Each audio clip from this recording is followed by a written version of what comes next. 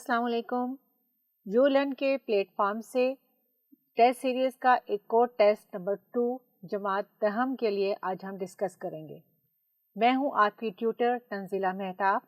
چلتے ہیں اپنے پہلے سوال کی طرف.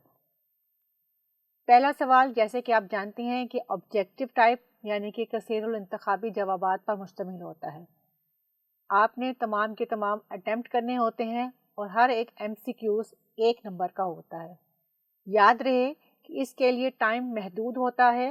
آپ نے 10 یا 15 منٹ کے اندر ہی اس کو سالو کرنا ہوتا ہے اور آپ کے پاس اس میں گنجائش نہیں ہوتی کہ آپ اس کو چوائس کے اوپر چھوڑیں. پہلا ہمارا ایم سی کیوز ہے غزوہ تبوک کے موقع پر مسلمانوں کے پاس. اس کے آپشن دیکھ لیں. سواریوں کی کثرت، جنگی ساز و سامان بہت زیادہ تھا، سپاہیوں کی کمی تھی یا پھر زیادہ راہ کی شدید قلت تھی. آپ کو تھوڑا سا غزوہ تبوک کے بارے میں بتا دوں کہ غزوہ تبوک سن 9 ہجری کو پیش آیا اور یہ مدینہ سے دمشق کی طرف اس کا راستہ جاتا ہے. اس راستے میں ایک چشمہ آتا ہے، اس چشمے کا نام تبوک ہے. کیونکہ یہ جنگ تبوک کی جگہ پر لڑی گئی اس لیے اس کو غزوہ تبوک کہا جاتا ہے. غزوہ سے مراد ایسی جنگ جس میں نبی کریم صلی اللہ علیہ وآلہ وسلم نے خود شرکت فرمائی ہو اور پھر جنگ بھی لڑی ہو، اس کو غزوہ کہتے ہیں. جبکہ اس کے برعکس لفظ یوز ہوتا ہے سریہ، یعنی ایسی جنگ جس میں نبی کریم صلی اللہ علیہ وآلہ وسلم نے شرکت تو کی ہو لیکن جنگ نہ لڑی ہو، اس کو سریہ کہا جاتا ہے. تو ہمارا پہلا ایم سی کیوز جو ہے اس کا درست جواب ہے کہ زیادہ راہ کی شدید قلت تھی. کیوں قلت تھی؟ یہ سن 9 ہجری میں واقعہ پیش آیا. جو شام کے جو رومی تھے جن کا مذہب عیسائی تھا، مذہب مسیحی برادری سے تعلق رکھتے تھے، انہوں نے مسلمانوں پر چڑھائی کرنے کا سوچا. یعنی انہوں نے مسلمانوں کو دعوت حملہ دیا، حملہ کرنے کی دعوت دی. یہ وہ زمانہ تھا جس میں جو پھل تھے وہ پکنے کو تیار تھے اور صحابہ کرام گھر سے باہر نہیں جا سکتے تھے. شدید قحط سالی اور بھوک پیاس کا اس زمانے میں بہت زیادہ چیزیں تھیں، بہت زیادہ ایسا سامان تھا کہ وہاں پہ لوگوں کو قحط سالی کا سامنا کرنا پڑ رہا تھا. لیکن اس کے باوجود صحابہ کرام میں جوش محبت تھی، جوش جہاد تھا کہ انہوں نے غزوہ کرنے کو زیادہ بہتر جانا. نبی کریم صلی اللہ علیہ وسلم نے صحابہ کرام سے کہا کہ جس کے پاس جو چیز موجود ہے وہ غزوہ میں پیش کی جائے، جس کے نتیجے میں حضرت ابو بکر صدیق رضی اللہ عنہ نے اپنے گھر کا سارا سامان پیش کیا، جبکہ اس کے ساتھ حضرت عمر رضی اللہ عنہ نے اپنے گھر کا آدھا سامان غزوہ میں پیش کر دیا. اسی طرح حضرت عثمان رضی اللہ عنہ نے بھی اپنے جانور سواری کے لیے پیش کیے. اس غزوہ میں کیونکہ سواریوں کی تعداد بہت کم تھی، جس کی وجہ سے صحابہ کرام باری باری سواریوں پر سوار ہوتے اور میدان جنگ کی طرف روانہ ہوتے. ہمارا دوسرا ایم سی کیوز ہے کہ غزوہ تبوک کی مہم کے لیے حضرت عمر فاروق رضی اللہ عنہ نے پیش کیا 100 گھوڑے، گھر کا آدھا سامان، گھر کا سارا سامان یا پھر 900 اونٹ. یاد رہے کہ حضرت عثمان رضی اللہ عنہ نے اپنی سواریوں کو پیش کیا تھا، جبکہ حضرت عمر رضی اللہ عنہ نے گھر کا آدھا سامان غزوہ میں پیش کیا. نبی کریم صلی اللہ علیہ وآلہ وسلم کے غسل کے لیے کتنے کنوؤں سے پانی لایا گیا؟ 6، 9، 8 یا پھر 7؟ اور اس کا درست جواب ہے 7. یعنی جب آپ صلی اللہ علیہ وسلم کی وفات ہوئی تو آپ کے غسل کے لیے 7 کنوؤں سے پانی پیش کیا گیا. اس کے بغیر انسان کا کوئی عمل بارگاہ الہی میں قبول نہیں ہو سکتا. یعنی ایسا کون سا عمل ہے کہ ہم اگر وہ نہ کریں تو وہ بارگاہ الہی میں قبول نہیں ہو سکتا؟ تو نیت کی درستی، وضو، غسل یا پاکیزگی. تو نیت کی درستی یعنی جب تک ہماری نیت صاف نہیں ہوگی، نیت میں فطور ہوگا تو ہماری کوئی بھی عمل، چاہے ہم غلط سوچ کے ساتھ اچھا کام کر رہے ہوں، تب بھی ہمارا وہ عمل بارگاہ الہی میں قبول نہیں ہوگا. لہٰذا نیت کی درستی بالکل مین مقصد ہے، مین چیز ہے کہ جس کے وجہ سے انسان کا عمل بارگاہ الہی میں قبول ہوتا ہے۔ اخلاص و تقویٰ میں اختیار کرنے سے اعمال تو قبول ہوں گے، لیکن اس میں اضافہ کس کا ہوگا؟ شہرت کا، عزت کا، تعداد کا، یا پھر لذت؟ اور جواب ہے لذت۔ یعنی اگر انسان میں اخلاص و تقویٰ سے اس کے اعمال قبول ہو رہے ہیں تو اس کو مزہ آئے گا، اس کو مزید خوشی ہوگی، اور وہ مزید خوشی کے حصول کے لیے اخلاص و تقویٰ میں اپنے آپ کو پابند کرے گا۔ اب آتے ہیں اپنے مختصر سوال کی طرف۔ ہمارا پہلا سوال ہے کہ دو بیٹیوں کے ساتھ حسن سلوک کرنے والے کے بارے میں نبی کریم صلی اللہ علیہ وسلم نے کیا فرمایا؟ آپ صلی اللہ علیہ وسلم نے فرمایا کہ جس نے دو بیٹیوں کی پرورش کی، یہاں تک کہ وہ بالغ ہو جائیں، تو آپ صلی اللہ علیہ وسلم نے اپنے دو انگلیوں کو ملاتے ہوئے فرمایا کہ میں اور وہ شخص ہیں جس کی دو بیٹیاں ہیں، وہ قیامت کے دن اس طرح قریب ہوں گے جیسے کہ دو انگلیاں۔ یعنی کہ ایسا شخص جس کی دو بیٹیاں ہیں اور اس نے اس کی بڑی اچھی طرح سے پرورش کی ہے، تو وہ قیامت کے دن نبی کریم صلی اللہ علیہ وسلم کے ساتھ دو انگلیوں کی مانند کھڑا ہوگا۔ نیکسٹ کوشچن ہمارا ہے، نبی کریم صلی اللہ علیہ وسلم کے اخلاص و تقویٰ کی مثال ذکر کریں یا بیان کریں۔ نبی کریم صلی اللہ علیہ وسلم کے تقویٰ کا یہ عالم تھا کہ آپ صلی اللہ علیہ وسلم بعض اوقات اتنی عبادت کرتے تھے کہ پاؤں میں ورم آ جاتا تھا۔ ورم سے مراد کریمپس، جس کو انگلش میں کہتے ہیں، کہ پاؤں میں سن ہو جاتے تھے، پاؤں تھک جاتے تھے، لیکن آپ اپنی عبادت کو جاری رکھتے تھے۔ آپ صلی اللہ علیہ وسلم ہر نماز کے بعد استغفار فرماتے، یعنی معافی طلب فرماتے، اور دن میں کئی مرتبہ اللہ تعالیٰ سے مغفرت کی دعا کرتے تھے۔ حالانکہ آپ صلی اللہ علیہ وسلم معصوم عن الخطا، یعنی خطا سے پاک تھے، یعنی آپ صلی اللہ علیہ وسلم سے کوئی خطا سرزد نہیں ہوئی تھی، لیکن اس کے باوجود آپ اپنی مغفرت کے لیے بار بار اللہ تعالیٰ سے دعا کیا کرتے تھے۔ اللہ تعالیٰ نے قرآن مجید میں آپ صلی اللہ علیہ وسلم کی مغفرت کا اعلان فرما رکھا تھا۔ آپ صلی اللہ علیہ وسلم کا یہ استغفار فرمانا دراصل اپنی امت کی تعلیم کے لیے تھا، یعنی کہ آپ صلی اللہ علیہ وسلم غلطیوں سے پاک تھے، اور اللہ تعالیٰ نے قرآن مجید میں بھی آپ کی مغفرت کا اعلان فرما رکھا تھا، لیکن اس کے باوجود آپ بار بار استغفار اس لیے کرتے تاکہ آپ کی امت یہ تعلیم سیکھ لے اور بار وہ استغفار کر کے اپنی مغفرت کروائے۔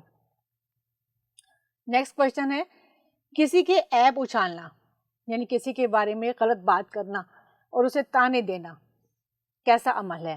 ہم آج کے روٹین میں اگر ہم دیکھیں تو عیب اچھالنا اور کسی کو تانے دینا ایک معمول کی بات بن جاتی ہے، لیکن یہ انتہائی غلط کام ہے۔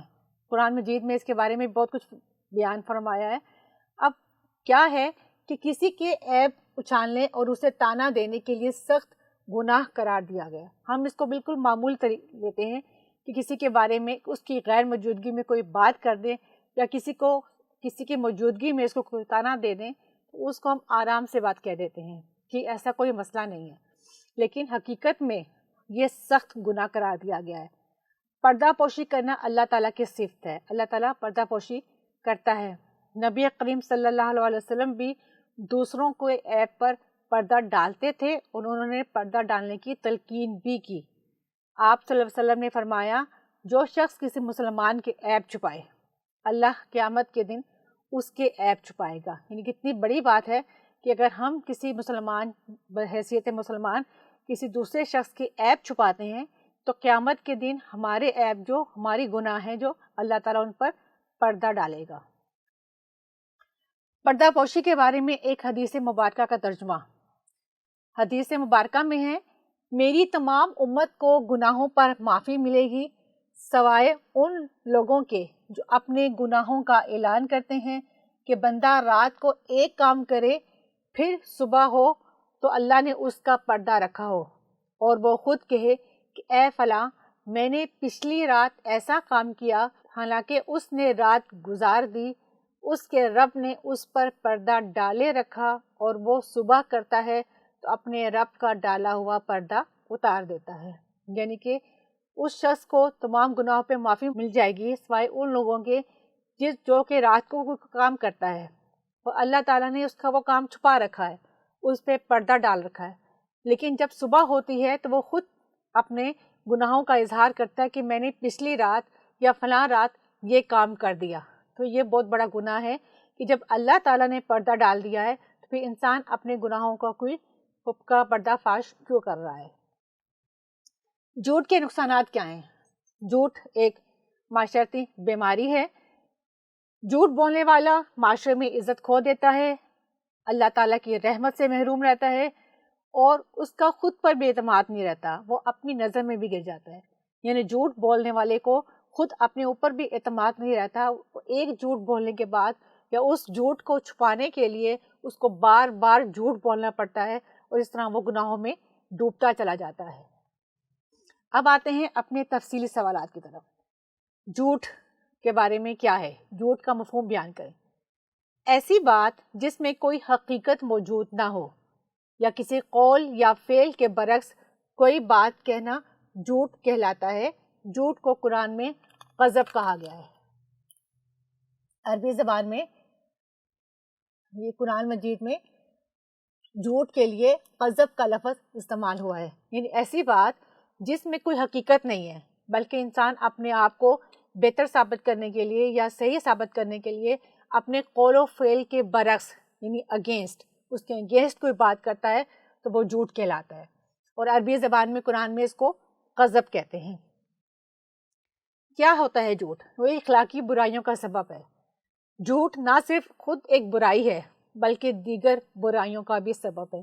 یعنی جب انسان جھوٹ بولتا ہے تو نہ صرف وہ صرف جھوٹ بولتا ہے بلکہ اس جھوٹ کو چھپانے کے لیے مزید اور بھی بہت سے گناہ کرتا چلا جاتا ہے.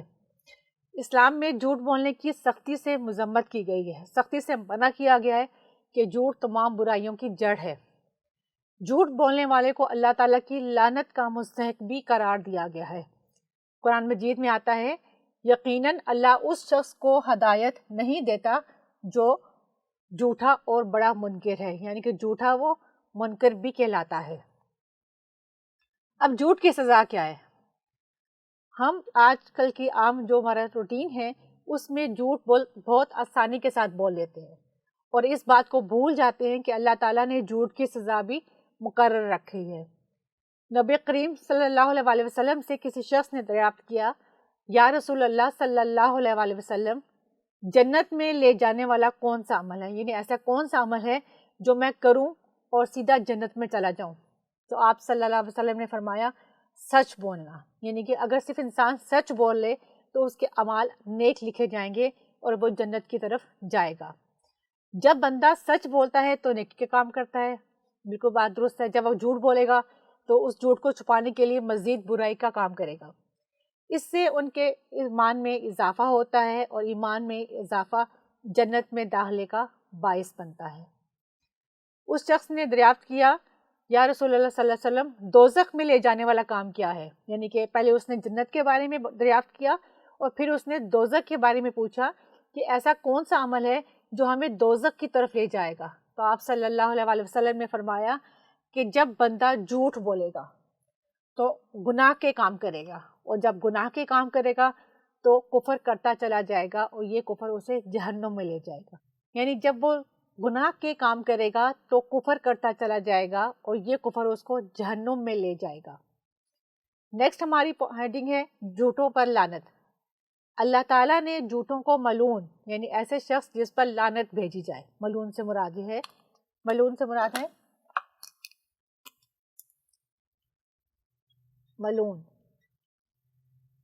لعنت بھیجنا.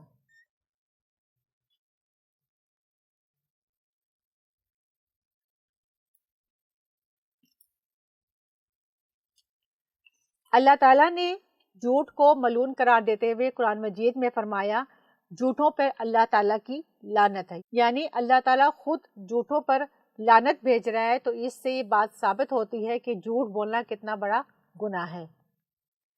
3 باتوں کی ضمانت. نبی کریم صلی اللہ علیہ وسلم نے ایک دفعہ فرمایا کہ مجھ کو 3 باتوں کی ضمانت دو تو میں تمہارے لیے جنت کا ذمہ لیتا ہوں. یعنی کہ اگر ایک شخص 3 باتوں کی ضمانت دے دے تو نبی کریم صلی اللہ علیہ وسلم اس کے لیے جنت کا ذمہ لے رہے ہیں.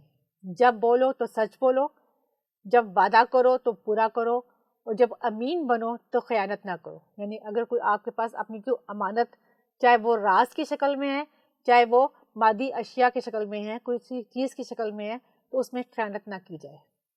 پھر ہے سوال ہمارا جھوٹی گواہی. یعنی جھوٹی گواہی اگر ہم دیتے ہیں تو کیا وہ جھوٹ میں شامل ہے یا پھر سچ میں شامل ہوگا؟ اسلام جھوٹی گواہی کے سخت خلاف ہے، کیونکہ مقدمات کا زیادہ تر دار و مدار گواہوں پر ہی ہوتا ہے. اسی لیے ارشاد ہوا، قرآن مجید میں آتا ہے، اے ایمان والو تم انصاف پر قائم رہتے ہوئے اللہ کے لیے گواہی دینے والے ہو جاؤ. یعنی کہ سیدھے راستے پہ چلنے کے لیے سیدھی گواہی دینے والا بھی سچا ثابت ہوتا ہے. نقصانات. جھوٹ بولنے کے جو نقصانات ہیں وہ بے شمار ہیں، جن میں سے کچھ یوں ہیں کہ اللہ کی ناراضگی کا سبب. سب سے بڑی بات، جیسے پہلے بھی ہم نے ذکر کیا کہ جھوٹ بولنے والے پر اللہ تعالیٰ کی لعنت ہوتی ہے، تو اللہ تعالیٰ کی ناراضگی کا سبب بنتا ہے.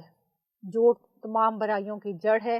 یہ بھی ہم نے پہلے ڈسکس کیا کہ جب انسان ایک دفعہ جھوٹ بولتا ہے تو وہ بار بار اپنے جھوٹ کو چھپانے کے لیے جھوٹ بولتا چلا جاتا ہے، اور اس طرح اس کی برائیوں کا پلڑا مزید بھاری ہو جاتا ہے. ایک جھوٹ کو چھپانے کے لیے کئی جھوٹ بولنے پڑتے ہیں. وہی بات دوبارہ ریپیٹ ہو رہی ہے. جھوٹ جہنم میں لے جاتا ہے. جھوٹا شخص اپنا اعتبار کھو بیٹھتا ہے. یعنی اس شخص کو نہ صرف دوسروں پہ اعتبار ختم ہو جاتا ہے، اس کا اپنے اوپر بھی اعتماد نہیں رہتا. یعنی اس کو خود بھی فکر لگی رہتی ہے کہ غلط کام کر رہا ہے، احساس بھی ہوتا ہے، لیکن اس کو اپنے اوپر بھی اعتبار نہیں ہوتا، اور وہ پھر مزید جھوٹ بولتا چلا جاتا ہے. جھوٹ سے انسان میں بزدلی پیدا ہوتی ہے. سچ انسان کو بہادری کی طرف لے جاتا ہے، جبکہ جھوٹ سے انسان میں بزدلی پیدا ہوتی ہے. ہمارا اگلا سوال ہے کہ سیرت طیبہ کی روشنی میں خواتین کے ساتھ حسن سلوک پر جامعہ نوٹ لکھیں. یعنی آپ صلی اللہ علیہ وسلم کی حیات کے بارے میں، اس کی روشنی میں خواتین کے ساتھ کیسا سلوک کیا جاتا تھا، اس کے بارے میں ہم بات کریں گے. عورتوں پر شفقت اور رحمت. نبی کریم صلی اللہ علیہ وسلم نے فرمایا کہ عورتوں پہ شفقت اور رحمت کی جائے، اور ان کے زمانے میں ہی عورتوں پر شفقت اور رحمت کا حکم دیا گیا تھا. اس سے پہلے بھی حکم تھا، لیکن جو کفار تھے وہ بچوں کو، اپنی بیٹیوں کو زندہ درگو کر دیتے تھے. قرآن مجید میں آتا ہے، اور ہم نے آپ صلی اللہ علیہ وسلم کو تمام جہانوں کے لیے رحمت بنا کے بھیجا. عورت کی عزت. اسلام سے قبل معاشرے میں عورت کی کوئی عزت نہ تھی، وہ ظلم و ستم کا شکار تھی. نبی کریم صلی اللہ علیہ وسلم نے انہیں عزت اور احترام بخشا اور ان کے حقوق و فرائض کا تعین کیا. اس سے پہلے حقوق و فرائض کا کوئی تعین نہیں تھا، اور عورت کو ماں، بیٹی، بیوی، غرض کے ہر لحاظ سے عزت عطا فرمائی. یعنی وہ عورت جو کسی بھی شکل میں ہے، چاہے وہ ماں ہے، بیٹی ہے، بہن ہے یا بیوی ہے، اس کو ہر رتبے میں اس کو عزت بخشی. نبی کریم صلی اللہ علیہ وسلم نے ارشاد فرمایا، جنت ماؤں کے قدموں کے نیچے ہے. یعنی اگر عورت ایک ماں ہے تو جنت اس کے قدموں کے نیچے ہے. حسن سلوک کا حقدار کون ہے؟ ایک شخص نے نبی پاک صلی اللہ علیہ وسلم سے عرض کیا، میرے حسن سلوک کا سب سے زیادہ مستحق کون ہے؟ یعنی میں کس شخص کے ساتھ سب سے زیادہ حسن سلوک کے ساتھ پیش آؤں؟ آپ صلی اللہ علیہ وسلم نے 3 بار فرمایا کہ تمہاری والدہ. یہ 3 دفعہ والدہ کا رتبہ ہے، اور پھر چوتھی بار تمہارا والد. بیٹی کی حیثیت سے پہلے ہم نے تھوڑا سا پڑھا، عورت بحیثیت والدہ یا ماں، اور اب ہے بیٹی کی حیثیت سے عورت پر رحمت. عرب کے لوگ بھوک اور افلاس کی وجہ سے اپنی اولاد کو قتل اور زندہ دفن کر دیتے تھے. یعنی بیٹیوں کو وہ زندہ دفن کر دیتے تھے، بیٹیوں کی پیدائش کو باعث شرمندگی سمجھتے تھے. آپ صلی اللہ علیہ وسلم نے اس بری رسم کو ختم کیا اور لڑکیوں کو گھر کی زینت اور گھر والوں کے لیے باعث رحمت قرار دیا. حضرت فاطمہ رضی اللہ عنہ سے حضور اکرم صلی اللہ علیہ وسلم کو اتنی محبت تھی کہ انہیں اپنے جگر کا ٹکڑا فرماتے تھے. یعنی کہ وہ اپنی بیٹی سے بہت محبت کرتے تھے. جب بھی وہ آپ صلی اللہ علیہ وسلم سے ملنے آتی تو آپ صلی اللہ علیہ وسلم ان کی تعظیم کے لیے، ان کے احترام کے لیے کھڑے ہو جاتے اور ان کو دعا دیتے. اب عورت بحیثیت بیٹی کی پرورش، یہ ہم نے پہلے بھی پڑھا، دوبارہ اس کو ریپیٹ کر رہے ہیں.